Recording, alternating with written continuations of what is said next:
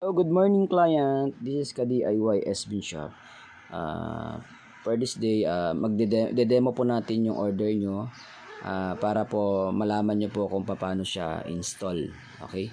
Sir, as you see your setup, yan po yung ating solar power saver with automatic backup supply. Automatic po ang backup pag nalobat po yung battery.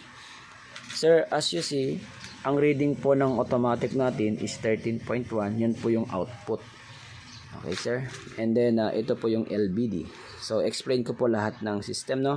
This is a power supply, exhaust fan para hindi po uminit yung power supply, para stable pa rin yung kanyang temperature. And this is a battery monitor. Indicator, sir, no? Dalawa. Ito yung 220 volts and solar or AC to. So, ito po yung controller. Dito po yung may makikita po ko indicator dito pag nakakonect na po sa solar, no. Ito po yung solar, battery and load. So ito po yung protection device. Yung isa pong breaker ay yung isa pong fuse dito is sa panel, battery, DC or yung sa power supply at saka po sa output. Sa output po ng mismong sumusupply para maproteksyonan niya.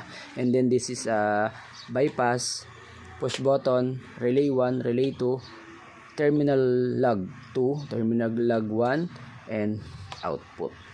So sir, as you see, ang reading po ng ating LVD, so ito yung pakilala ko ang LVD, low voltage disconnection.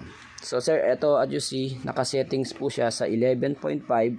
Pag nag 11.5 na po ang reading ng battery nyo, dito po nakakonect yung battery, ay magbaback up na po sa AC.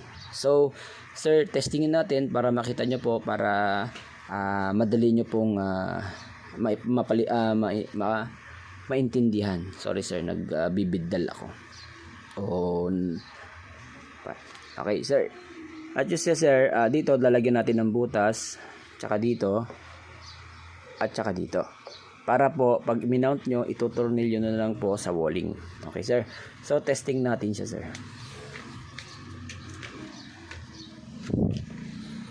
Okay, sir, ang reading po ng LVD natin is 11.5. So, yan po yung reading ng solar natin, no?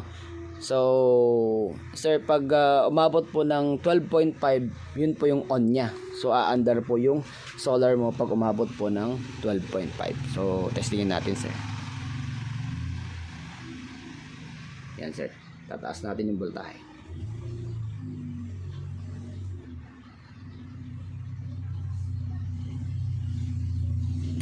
Yan.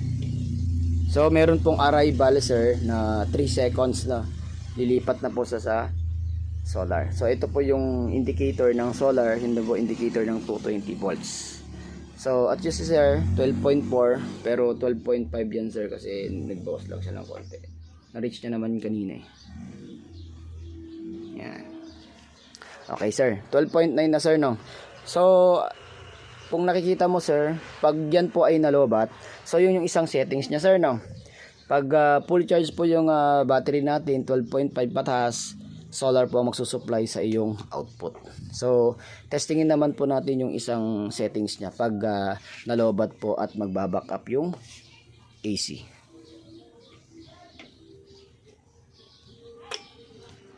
Okay sir, nakita mo sir, may arrival lang po ng 1 segundo or 2 segundo, AC na po magsusupply dun sa totally load mo.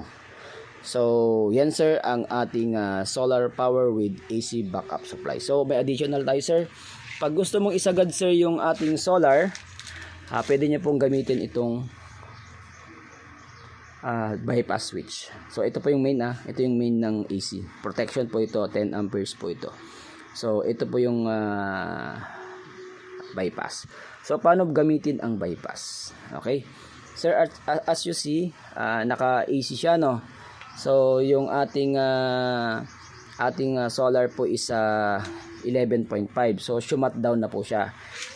Gusto nyo pong gamitin siya, yung solar o isagad para kahit paano ay kunyari, sa bagay, automatic naman pong burn out yan. Pero kung gusto nyo lang pong isagad yung karga ng battery hanggang 10, hanggang maubos, pwede nyo pong patayin po yung backup or yung bypass, no? Patayin natin yung bypass.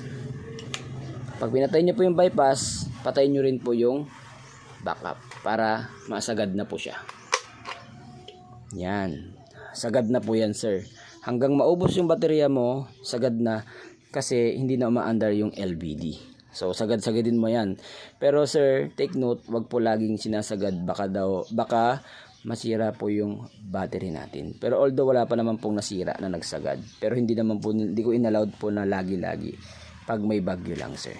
So, sir, meron po tayong free dito sa system mo na type C and 5 meters or more or less 5 meters wire na may kasamang 3 watts. May on off lang to, sir. Ay meron na tong on off tong receptacle niya.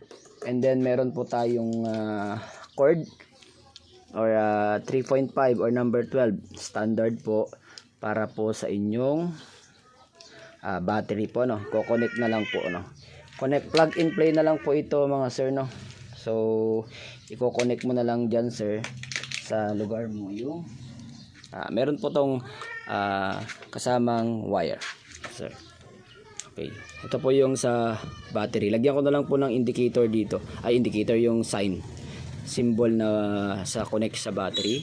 And then meron din po tayo para sa solar panel. Okay, i-connect mo na lang, sir, i-tape mo na lang doon. Connect mo lang yung wire, positive yung red, yung blue naman po yung negative. And then dun din po sa load or sa output po siya. So kung wala kayong plug and play, gusto nyo i-connect, meron pong supply dito sa baba, merong output po. Lumalabas po dyan ang 12 volts, yung pong output po nito. Parang ganito siya, pero naglabas po ako dyan. So ilagay mo na lang, sir, positive yung red, negative yung blue. So nice there. Okay naman, sir, yung setup. So thank you for trusting ka DIY S-Bin Shop, and God bless. Thank you, sir. God bless. Bye bye.